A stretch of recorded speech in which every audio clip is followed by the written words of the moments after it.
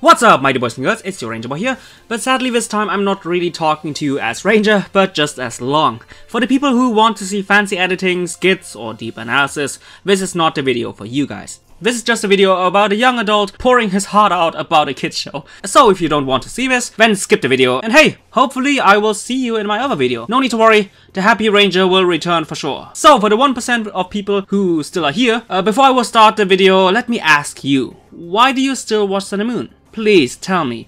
And if you don't, please tell me why exactly you don't watch Sun and Moon anymore. I'm asking because my story of the day has to do with the latter question, which just happened yesterday. So my brother is the literal definition of casual when it comes to anime. He just recently finished One Punch Man, a series from so long ago I can't even remember anymore, and he watched it in 2018. He also started watching My Hero Academia, and just like me, he fell in love with the anime. He loves the action, the story, and the huge amount of unique characters, and he watched all those anime thanks to me recommending them. But what made me so happy was when he told me that thanks to my reviews he started watching Pokemon Sun and Moon. Do you know how happy I was?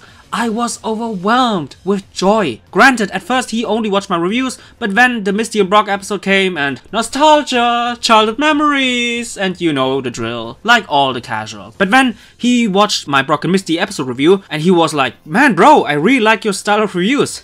At least you stand out from the crowd and you're not as boring as the other reviewers. And even though I could show many reviewers who are way better than I am, way better, for one moment I was really proud of myself. Not only that a member of my family actually enjoys my videos, but thanks to that he starts Pokemon. And maybe he will love it.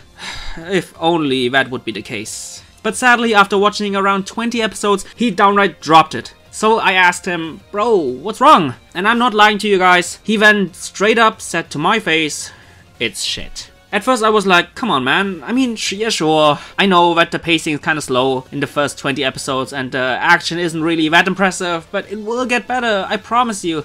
But no, he just told me that, yeah, I'm really sorry bro, maybe hardcore fans like you can wait until some good stuff happens, but for me, it's shit. And if I don't like something, I just drop it. And that right there, those 3 words, it is shit, that hit me so hard, because I invest so much time and effort in reviewing, analyzing, editing, parodying this anime, and as a result of that, of course I am more emotionally invested to this than normal people. But what actually hit me harder is the fact that this is not the first time I heard this. Not only from casuals, but also from other hardcore fans and friends who followed and loved the Pokemon anime since day one, who grew up with it and even was part of their life after the original series. And for the majority of them, it's just like my brother said, it's shit.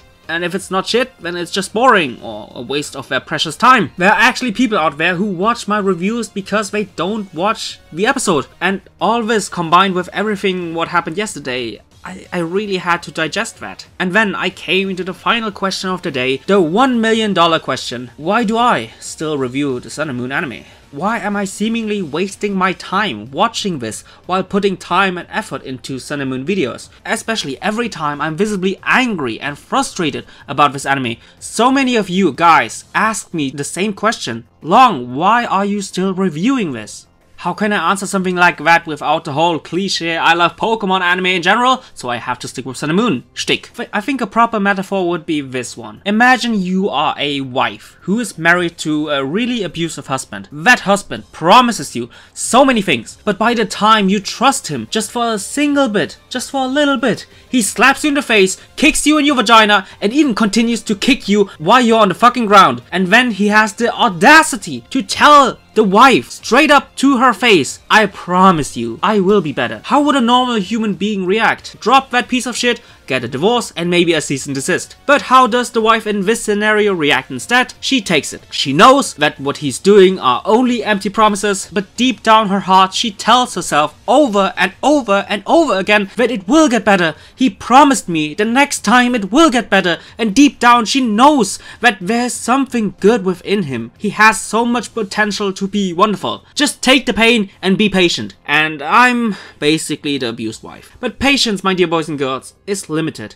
The abused wife has a limit. You guys have a limit. My brother had a limit and I have a limit. Sun and Moon is always between the fine line of being wonderful and being just downright atrocious. And it really likes to jump all over the place. Kiawe in one scene being hinted as a potential rival of Ash, being displayed as this badass, only to end up as just another comedic clown. Lily, fucking Lily, being scared, being intelligent, being scared, being brave, being scared, being brave, being scared, being brave, and after we fought, she finally gained so much bravery to actually be confident, she ends up being scared again! But even though this anime really is indecisive and sometimes just downright dreadful, I still watch it because there are good things about Sun and Moon. There are good things. Sometimes it's just so hard to convince myself otherwise. The second reason of why I watch Sun and Moon is actually something I never intended to. I realized that every time I openly point out problems within the Sun and Moon anime, people actually start doing videos about the same topic, and therefore they start talking about it. I made a video about Sun and Moon not being able to connect, other YouTubers do the same. Me talking about Lily getting too much development, while the others barely get anything, other YouTubers do the same thing. And even in my rant, a lot of people told me how they didn't realize how bad this episode is until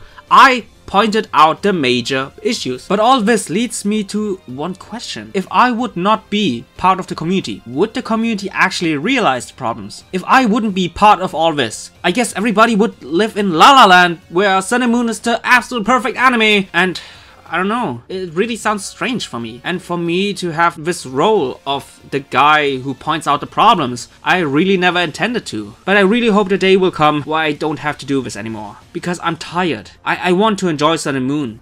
But the flaws of this anime are so obvious, to the point where they just slap you in the face with it. But now I really can't get behind Sun and Moon 100%. But at the same time, I see so many good things in Sun and Moon. And hopefully one day I will be able to fully enjoy this anime again. Well guys, and that's basically it guys. I really hope you enjoyed my little, I guess, rant video. Again, please tell me the reasons why you still watch Sun and Moon or why you have dropped Sun and Moon. And just like always, I see you guys in the comment section down below.